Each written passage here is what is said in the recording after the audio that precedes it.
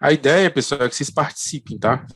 Só deixando bem claro, assim, é uma das grandes vantagens aqui do aulão é a participação de vocês, né? Então, se vocês tiverem alguma dúvida, né, vocês podem interagir aqui, levantar a mãozinha, perguntar, né? Se tiverem à vontade, quiserem colocar aí as suas imagens, tá? Fiquem à vontade, que esse é um dos grandes, né? Uma das grandes vantagens aí da gente utilizar o Zoom, né? Para que a gente possa fazer essa interação. Eu subi aí, né? O arquivo mais recente, tá? Porque eu vi o negócio que precisava fazer. Aí, se alguém quiser baixar aí o mais recente, se ele puder colocar aí para o link original.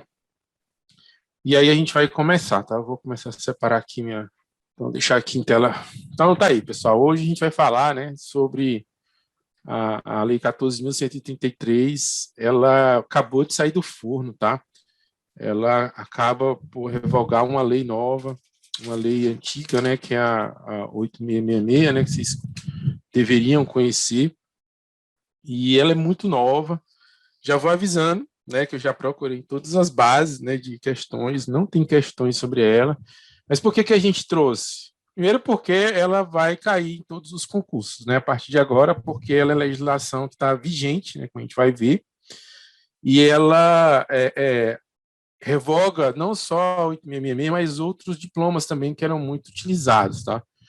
E a ideia é que ela seja cobrada em todos os concursos agora de expressão, né, a partir de agora, por exemplo, Cefaz Ceará, né? Para quem vai fazer Cefaz Ceará, está lá no edital, né? Muita gente não sabe nem o que era, está lá no edital, que agora vai ser a nova lei de licitações, tá? Essa cobrança, né? Se eu não me engano, foi o primeiro concurso que eu vi. Aí eu fui pesquisar lá no questões de concurso e não tinha ainda questões, né? Tem questão de uma outra lei, mas é uma lei de caráter acho que estadual, que tem o mesmo número, mas não é a 14.073 aí 2021 do governo federal, tá? Assim, do lei federal, né?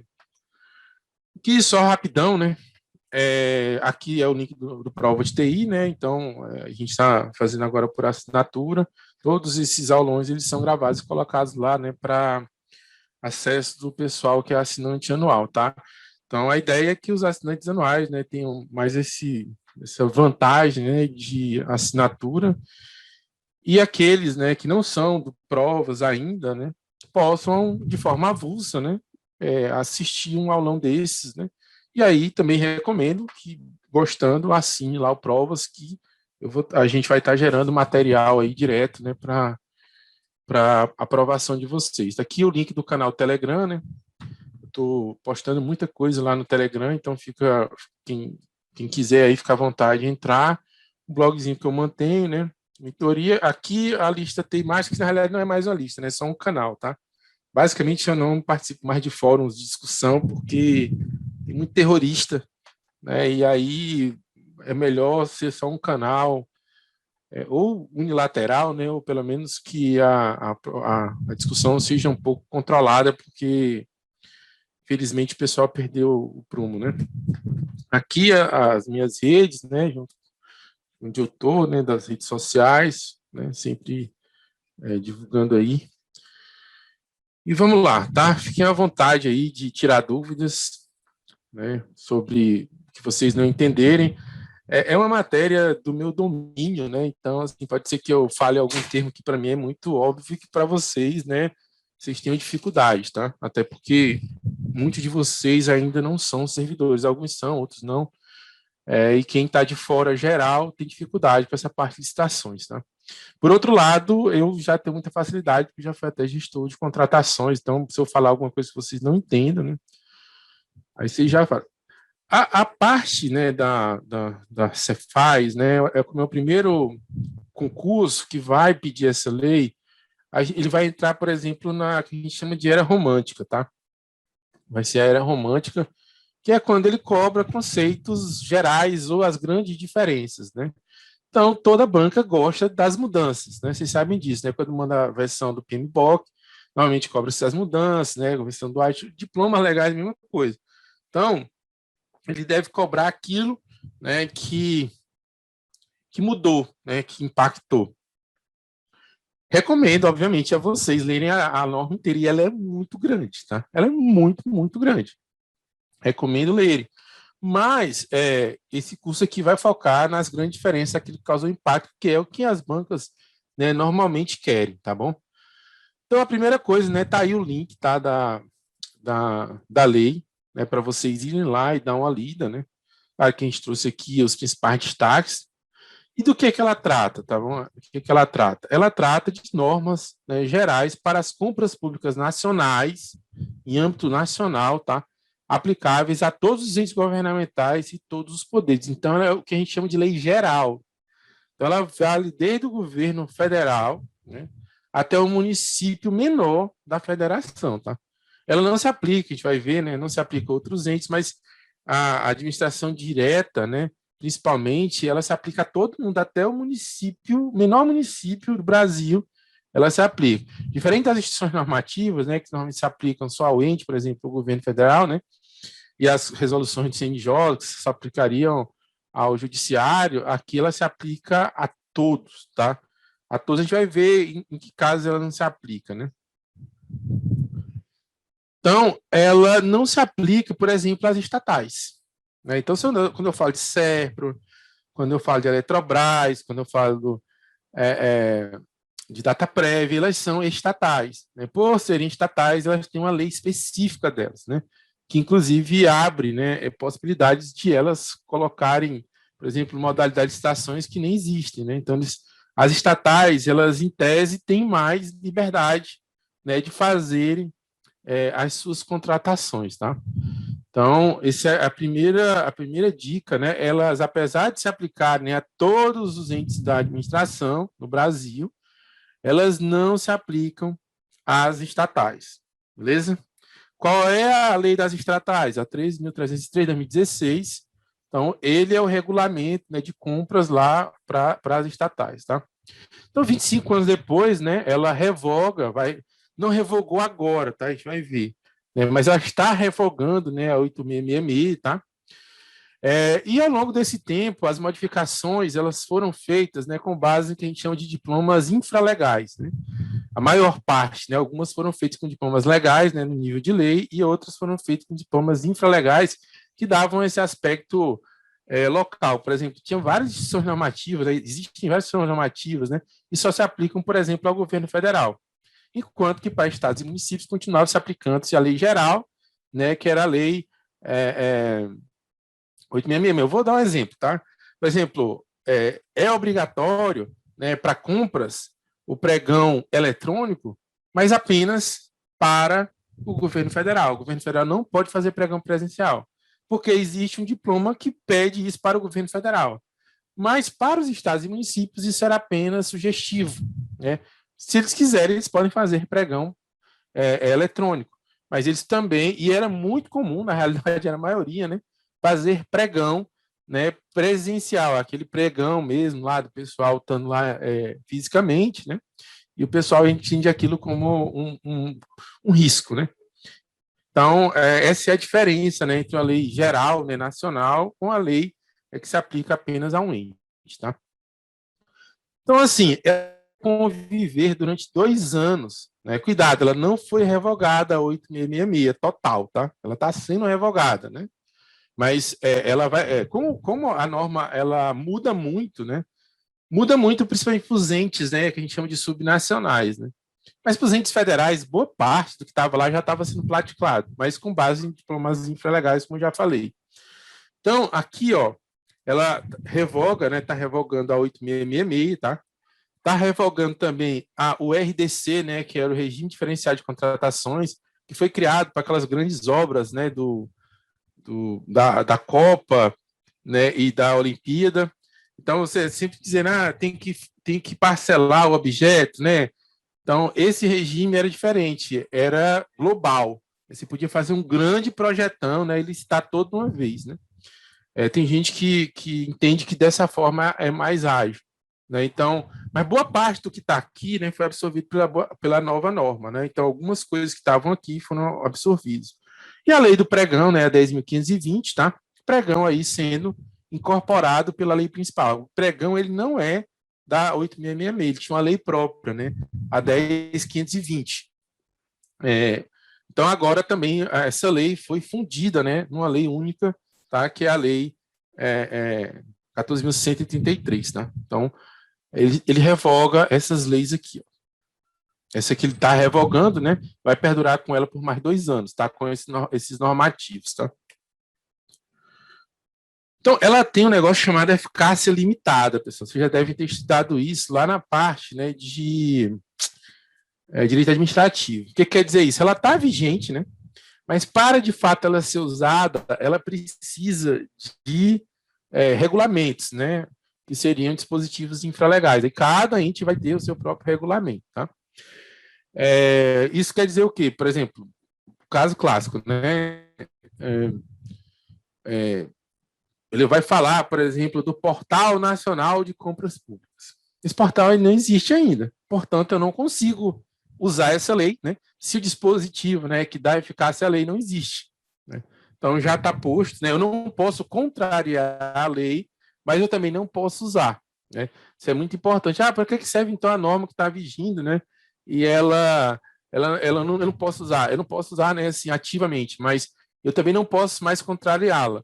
Eu não posso fazer determinadas coisas porque contraria essa lei, tá? E onde é que estão os regulamentos, Walter? Os regulamentos eles estão aqui, ó, em consulta pública, né? A Secretaria de Gestão do Ministério da Economia está se apressando em soltar esses regulamentos de acordo com a nova norma. Então, vai ser muito daquelas INs, né?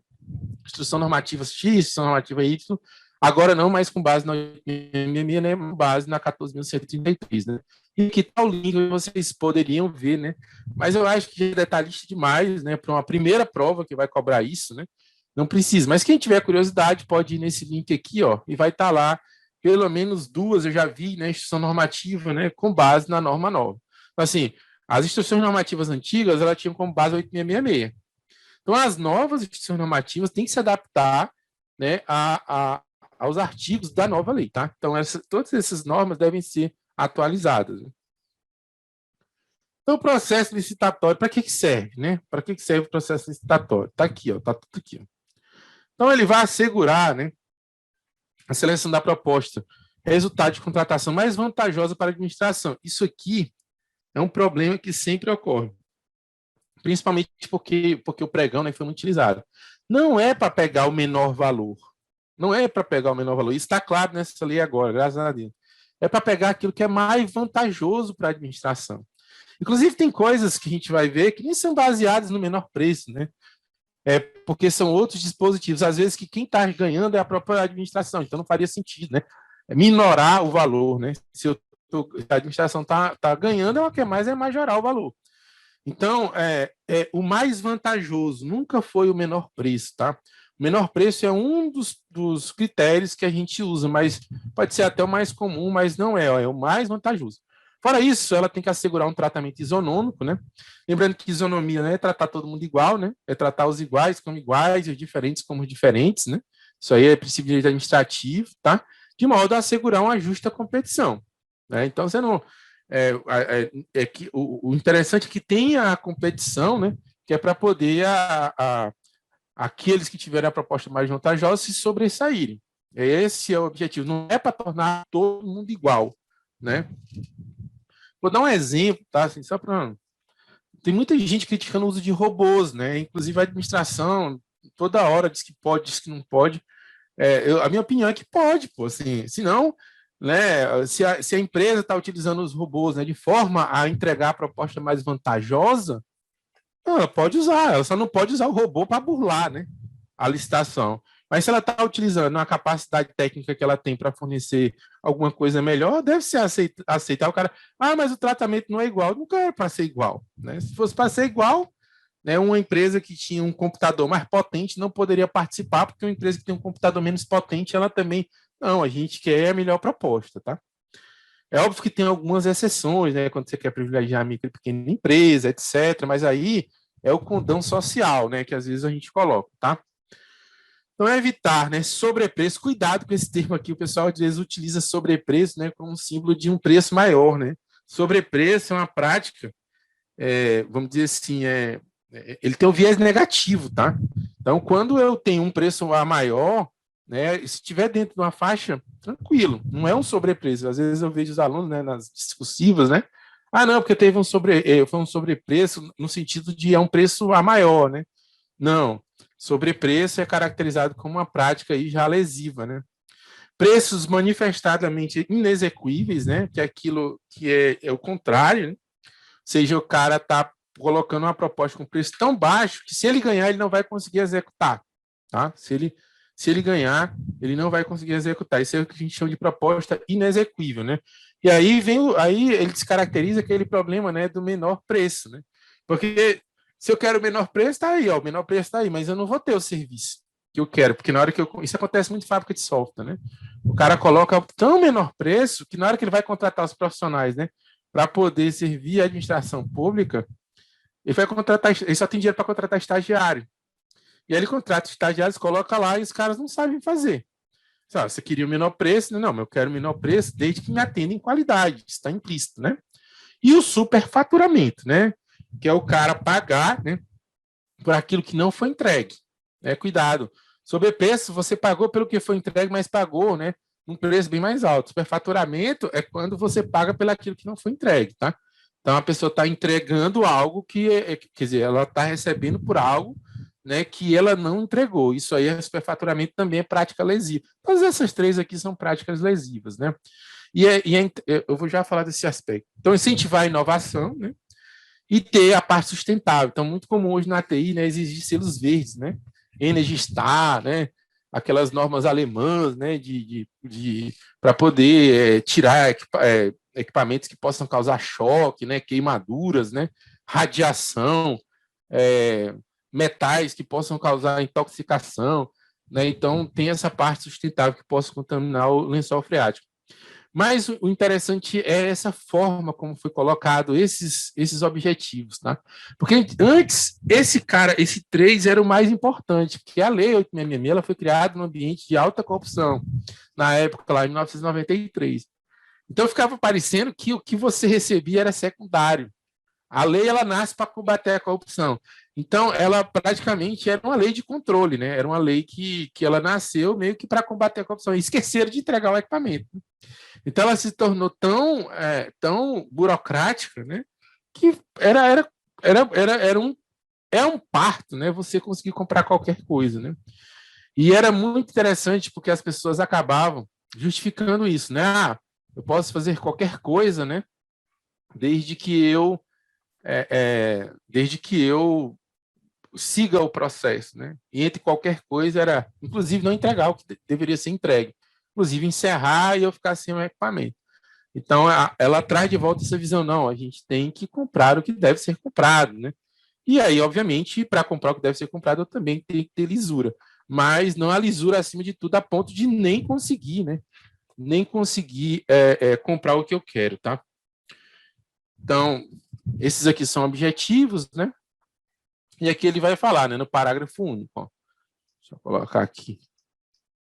Vou pegar aqui, pessoal, porque às vezes a coisa fica em frente à minha câmera. A alta administração do órgão, a entidade é responsável pela governança. Isso aqui vai cair, tá? Eu apostaria nisso, né? Quer dizer o seguinte, que a nova lei, ela deixa o controle, né, como secundário e avança no que a gente chama de governança, tá? Então, a governança seria aí, né, uma DNA da nova lei, ou pelo menos tenta que fosse, né? Processos e estruturas, inclusive gestão de riscos e controle interno, né, que são características da governança, né? Para avaliar, direcionar e monitorar, que são os 3 verbos da governança pública. Isso aqui é um curso que eu pretendo fazer para vocês que estão começando a cair direto também com o curso, né? Alcançar os objetivos estabelecidos, tá aqui, ó, num ambiente íntegro e confiável, ou seja, sem corrupção, nem ativa nem passiva, né? Os alinhamentos de contratação, planejamento estratégico, mais uma característica de governança, né? Ou seja, a contratação, ela não existe por si só, ela vai ser comprada para eu fornecer algum serviço, né? Apoiar algum serviço, né? Público ou um bem, né? Que eu tenho que gerar para a população, né? Para o cidadão. Né? E as leis orçamentárias, né? Eu só posso comprar se eu tiver dinheiro. Eficiência, eficácia, efetividade, tudo isso aqui, né?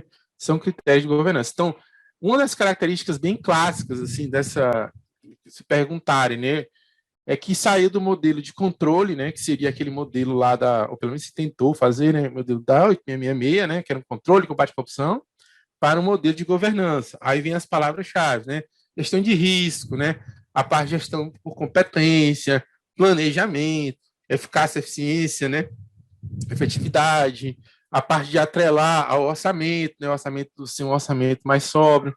Isso vai ficar claro aqui na próxima transparência. Acho que na seguinte, né? Então, o controle é necessário, tá? Mas aí o controle ele não é mais um principal. Existe negócio em cima, né, que é governança, e ela é composta, né, por critérios de liderança, né, e controle, tá? Liderança, planejamento e controle. Então, o controle é apenas um dos critérios da governança, tá? Não um principal. Já vinha sendo utilizado em nível infralegal, por exemplo, a norma de governança pública, né, que é essa que eu falei que eu pretendo gravar, ela é o decreto, né, 9.203, né, tem a instituição normativa também, né, um de 2016, que é a de risco, né, mas todos eles são infralegais, tá? Não é uma instituição normativa, é um decreto presidencial. Ou seja, ele não é uma lei geral, né, não é uma lei que abarca todo mundo. Mas agora, quando ele pula para dentro, né, da lei de licitações, como ela é geral, ela impõe, né, governança para todos os entes, tá?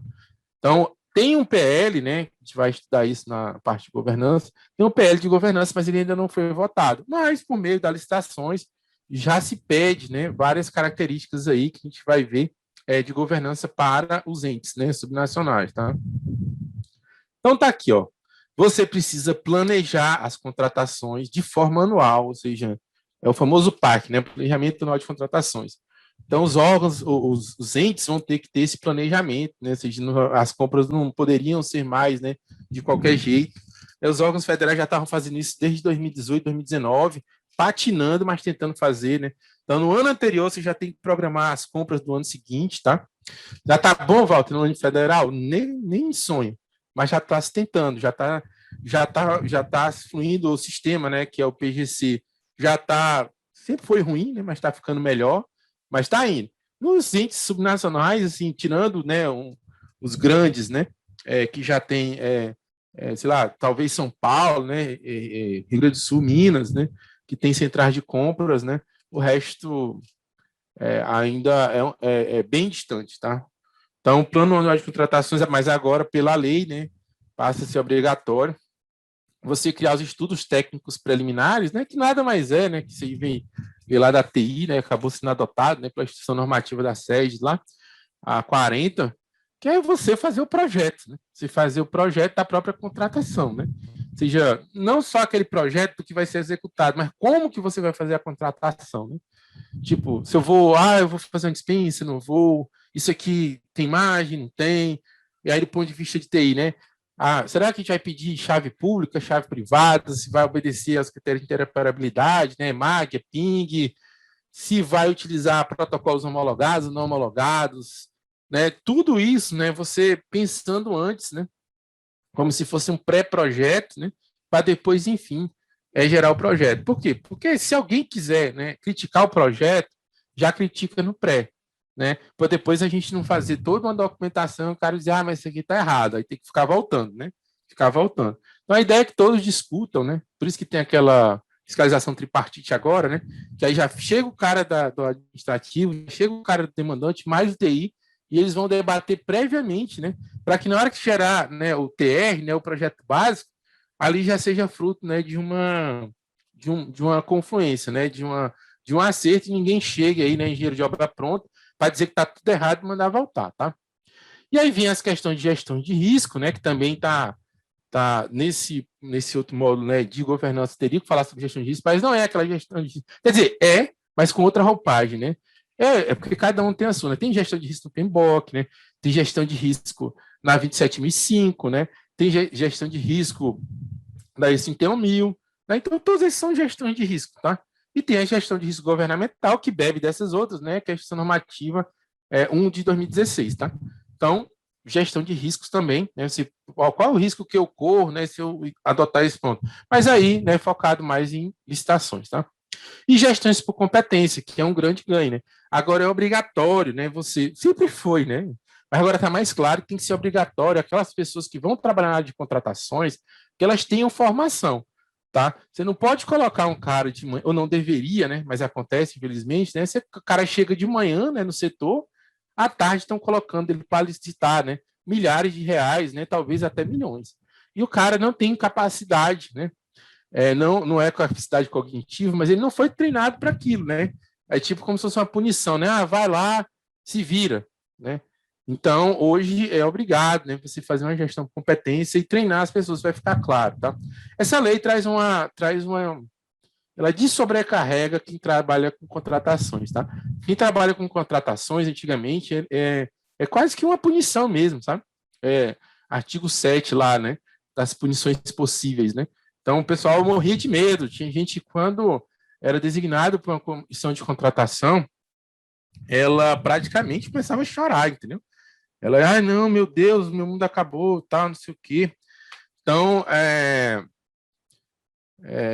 agora vocês vão ver que tem uma luz no fim do túnel, tá? Eu vou mostrar para vocês essa luz aqui, estou só colocando aqui. Pronto. Vocês vão ver que vai ter uma luz no fim do túnel. Vai ficar menos ruim, né, de ir para essa área. Então, a licitação será conduzida, né?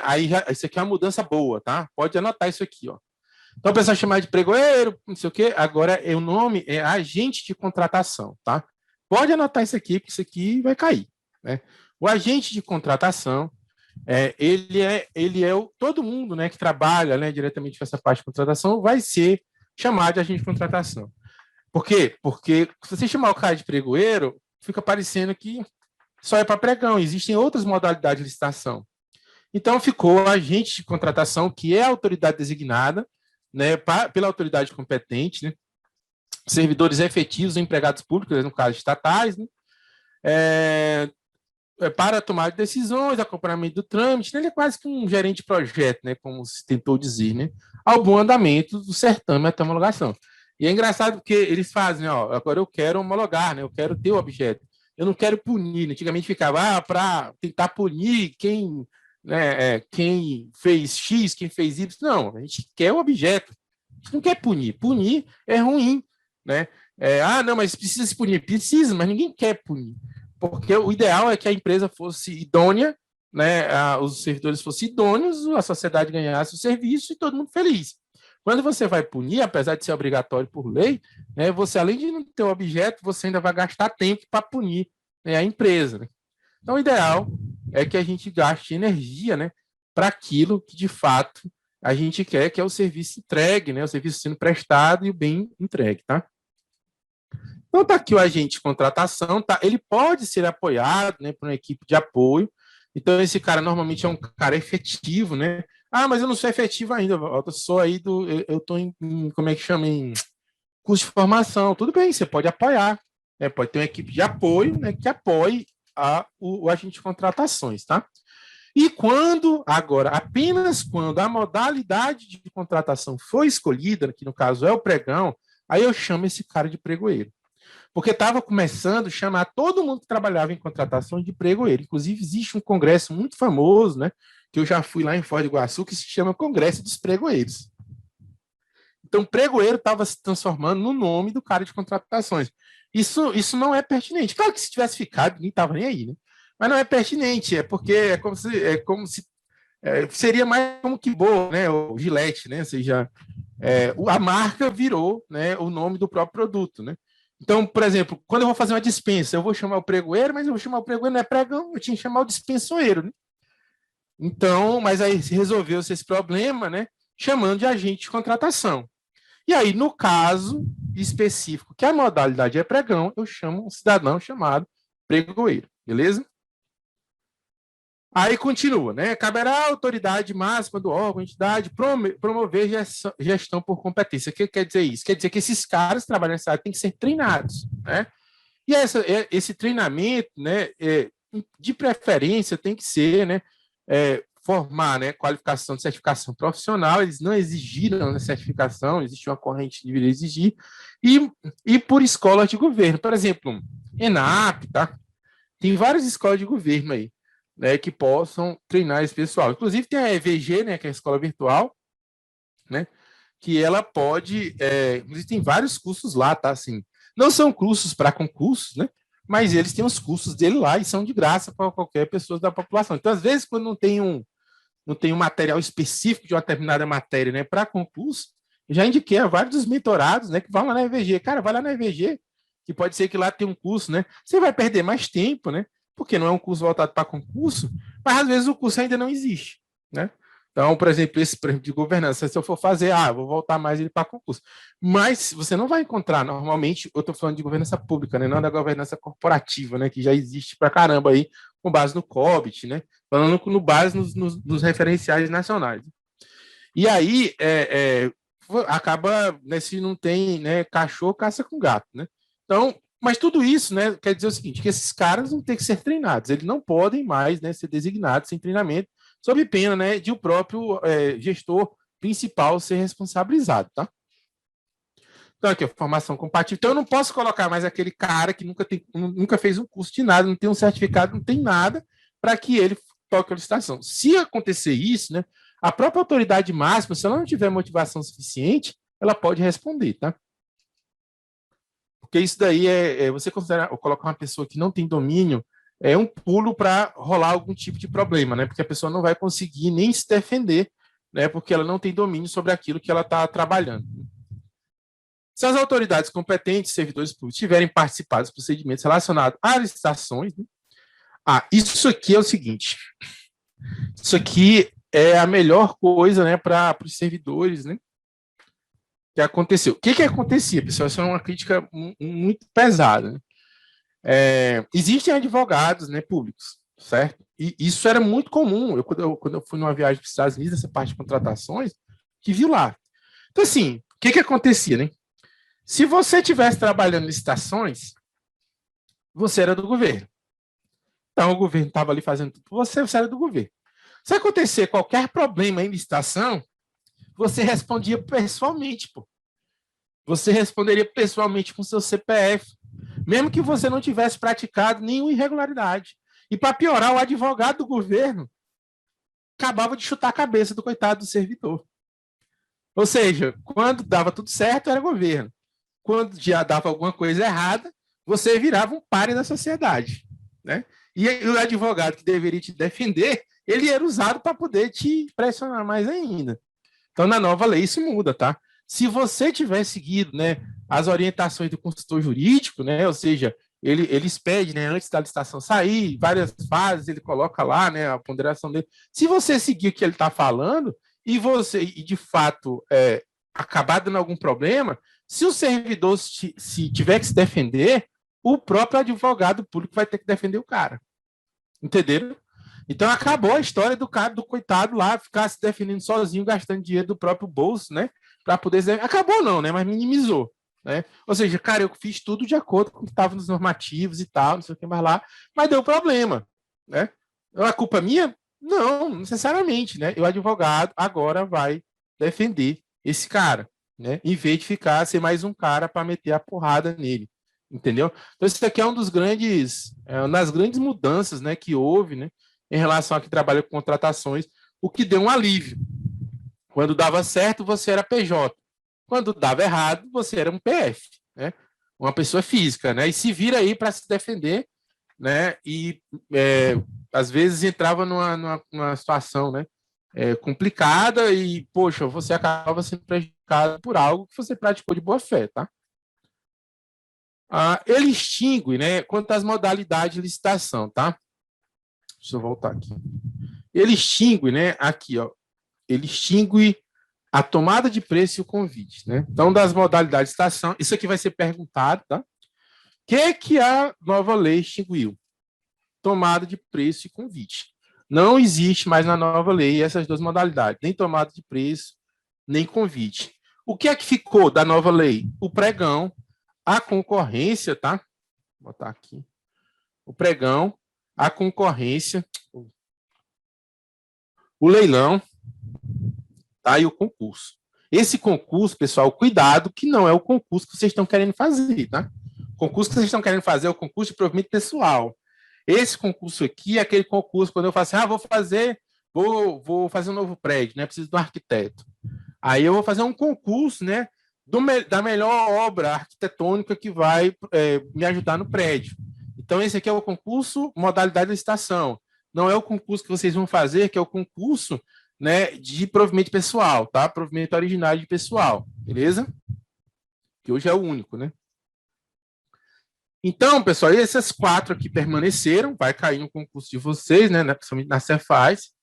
E agora, todos eles, né, tem que ter, eles são preferencialmente eletrônicos. Se você não tiver eletrônico, você vai ter que justificar. Obviamente, né, municípios, né, muito pobres, né, vão ter dificuldade, né, de prover isso, mas os próprios órgãos federais e alguns governos estaduais, eles disponibilizam seus sistemas, né, para que os municípios possam usar de graça. Fora isso, né, o próprio Banco do Brasil pode ser contratado, né, para poder prover, né, mecanismos para esses municípios, ou você contratar um ente privado para fazer isso por você, né? E todos eles, né, seguem mais ou menos o rito do pregão, tá? Que é o mesmo do RDC, que é o negócio da inversão de fases, né? Primeiro você ganha, né? Depois é que eu vou, né, verificar a sua habilitação. Porque a fase de habilitação, ela demanda demais, né? Ou seja, você tem que, vamos supor que entre em 15 caras, né? Aí eu teria que averiguar a documentação dessas 15 pessoas, tá? Só para depois eu fazer um pregão. Aí vamos supor que um cara ganhe.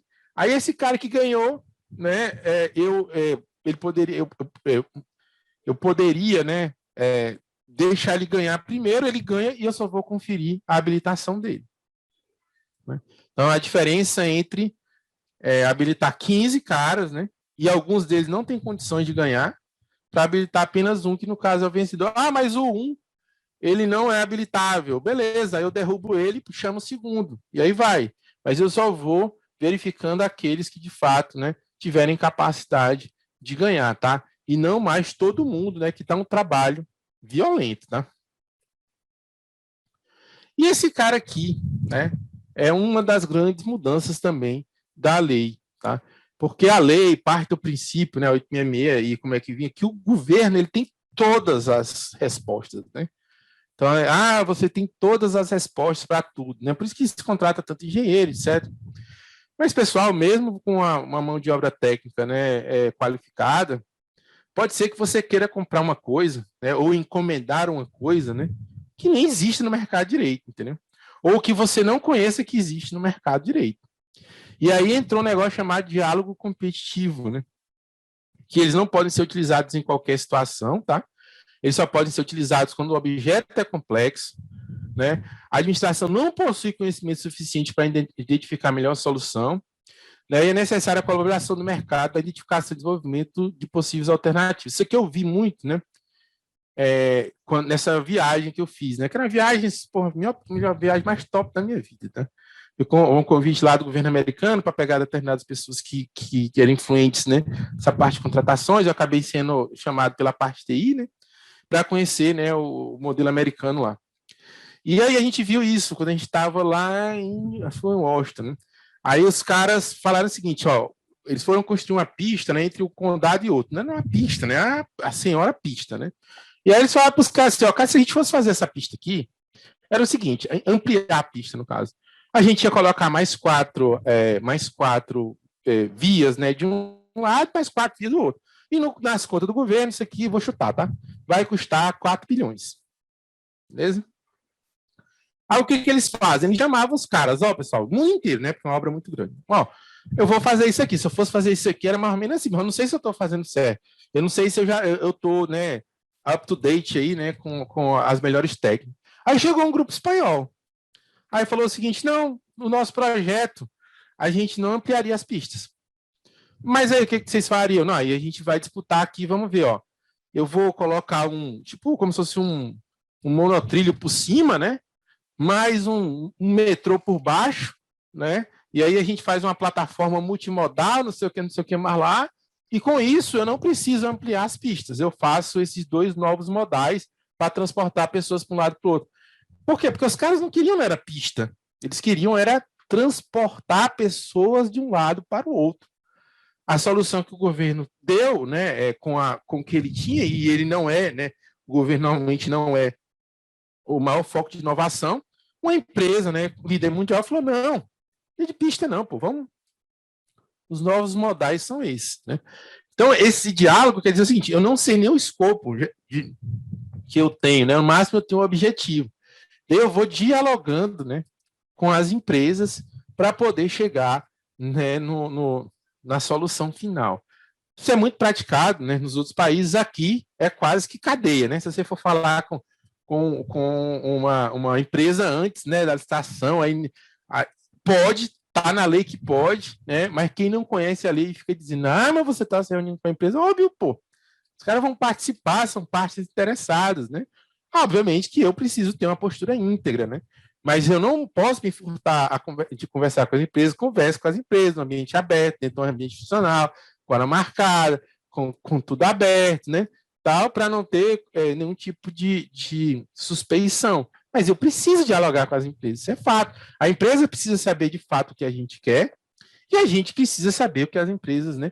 Então, qual é a tecnologia mais moderna, o que pode ser feito para melhorar a entrega para o cidadão, tá? E isso aqui é novo, né? O famoso diálogo competitivo. Os primeiros diálogos competitivos, né, estão sendo publicados agora pela Secretaria de Gestão do Ministério da Economia. Tá? Então, é a primeira vez, né, que vai se fazer diálogos competitivos no Brasil. Então, isso daí, né, para quem vai concorrer a órgãos de controles e fiscais, né, já seria uma questão mais do que certa aí pedir essa modalidade, né, que é nova, tá?